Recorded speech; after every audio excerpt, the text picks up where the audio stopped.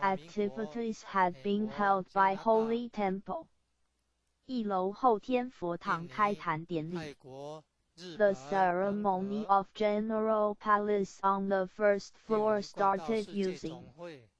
3楼先天佛堂开坛典礼。The ceremony of Congenital Holy Palace on the third floor started using. 91年10月20日圣堂落成典礼。The Holy Temple inauguration ceremony had been conducted as October 20, 2002 AD. 91 Year ROC 母亲节感恩 To show thanksgiving for Mother's Day 中秋节感怀师恩母德 To feel grateful and memory the grace of Patriarch John and the